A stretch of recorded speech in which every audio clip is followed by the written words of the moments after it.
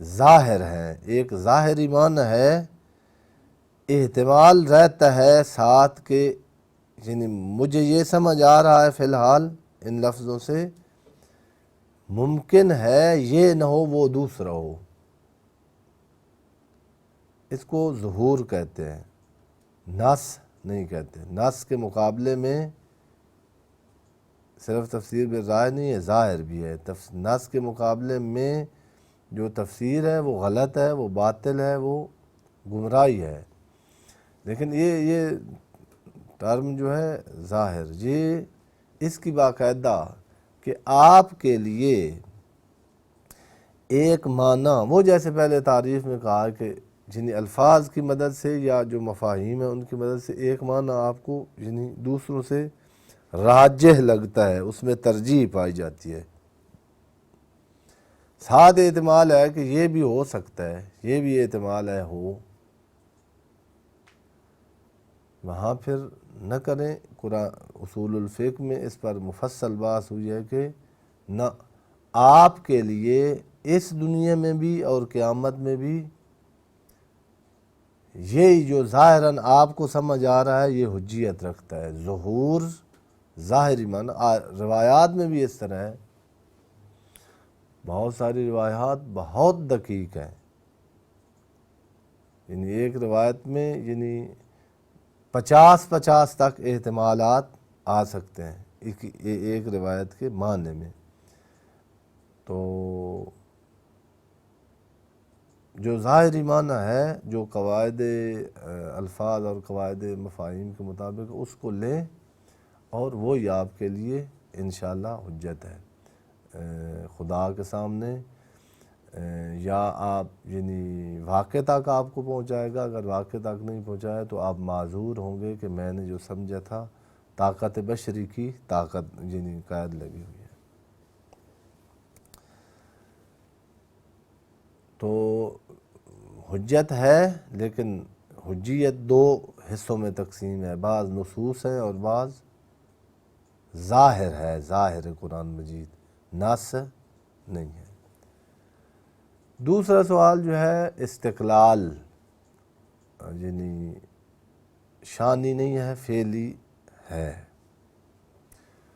اس کے لیے خود قرآن مجید سے آپ یعنی پہلے اشارہ کیا تھا کہ مثلا یعنی خود قرآن مجید نے جن آیات میں، جتنی آیات میں کہا نا کہ نور ہے قرآن مجید، یہ نور کی تعبیر خود بتا رہی ہے۔ نور کو جو سمجھتا ہے نا، جو اور ادبیات میں یعنی تشبیہ کی بحث بھی اور کنایہ کی بحث بھی پڑی ہوئی ہے۔ یہ نور والا کنایہ لانے کا معنی یہ ہے کہ جو یعنی مشبہ ہے اس سے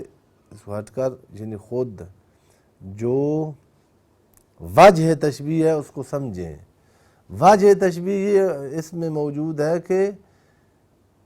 جتنی چیزیں ہیں ان کو دیکھنے کے لیے نور کی ضرورت ہے، لیکن نور کو دیکھنے کے لیے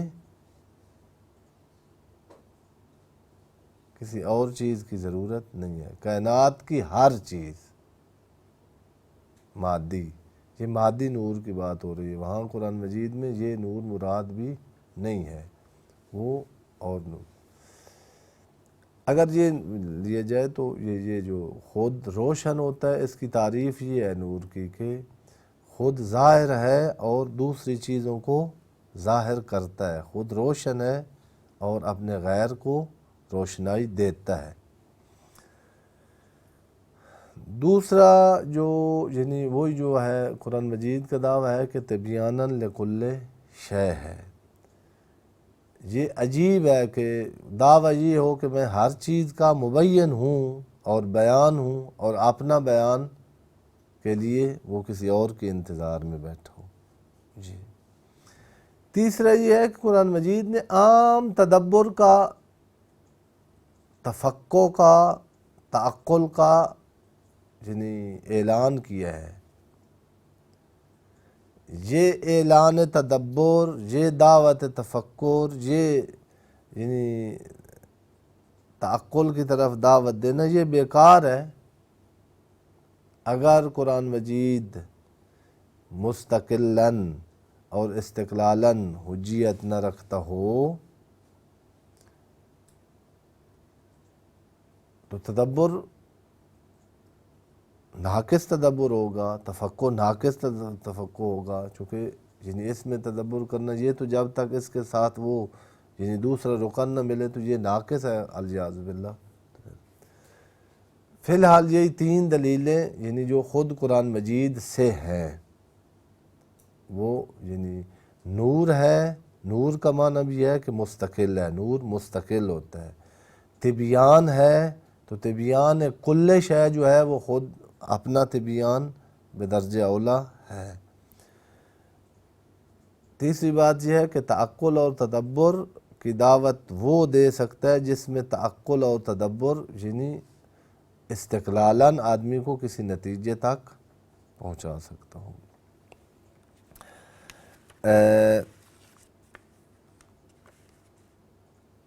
بحار الانوار کی جلد نمبر 79 میں صفحہ نمبر 19 پر ایک روایت ہے، القرآن مأدبۃ اللہ فتعلموا مأدبتہ مستطعتم، یعنی وہ تین دلیلیں یعنی دی ہیں نا خود قرآن مجید سے آدمی لے سکتا ہے کہ قرآن مجید اپنی تفسیر میں مستقل ہے، کسی کا محتاج نہیں ہے، یہ روایت ہے۔ مادبہ البتہ میں یعنی جو ہے نا ادب کا معنی یہاں آپ کے سامنے ایک دو دفعہ کیا بھی ہے اور ہوگا لغت کی کتابوں میں، ہمارے بزرگوار سید جواد صاحب نے جن وہ جو کتاب لکھی ہے آداب فہم قرآن، اس کے شروع میں ادب کا لغوی معنی یعنی انہوں نے کیا تھا، ظاہر دیکھا ہوگا کہ ادب کا معنی ہوتا ہے یعنی کسی چیز تک پہنچنے کا صحیح راستہ۔ جی آیت اللہ جوادی عملی حفظہ اللہ، انہوں نے چند جو مادر کتابیں ہیں نا لغت کی، اس میں مأدبہ کا معنی، مأدبہ انہوں نے کہا ادب سے ہے۔ القرآن مأدبۃ اللہ فتعلموا مأدبتہ مستطعتم۔ مأدبہ کا یعنی جو یعنی معنی یعنی عرف عرب میں ہے وہ دسترخوان ہے۔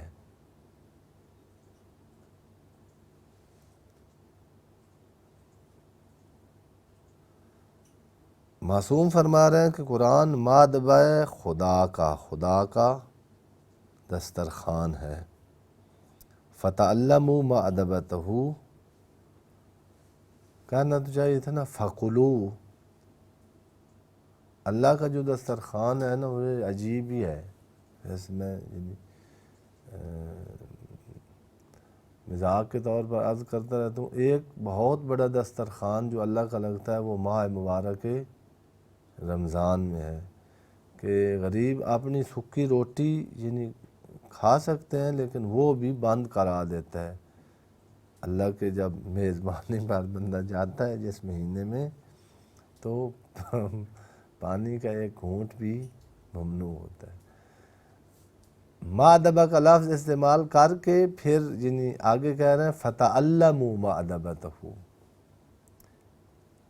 یہ مأدبہ جو ہے یہ یعنی تاکلوا نہیں ہے، تعلموا مستطعتم، جتنی استطاعت ہے۔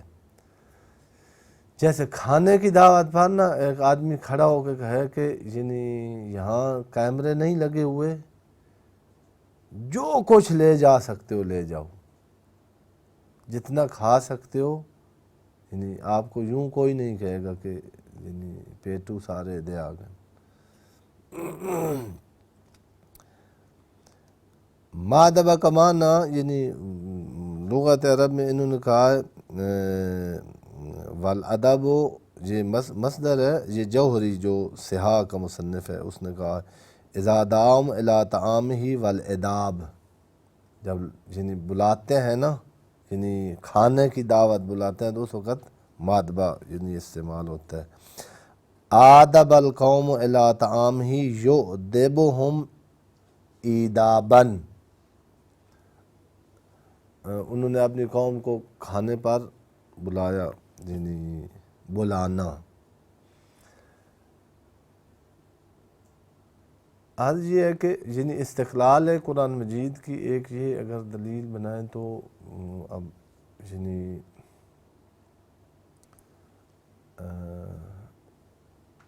کچھ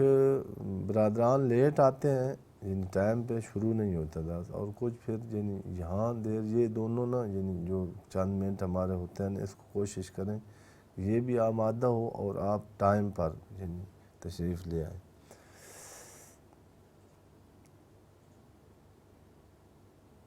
دنیا کے دسترخوان ایسے ہوتے ہیں۔ اب یہاں پھر تشبیہ ہے، یہاں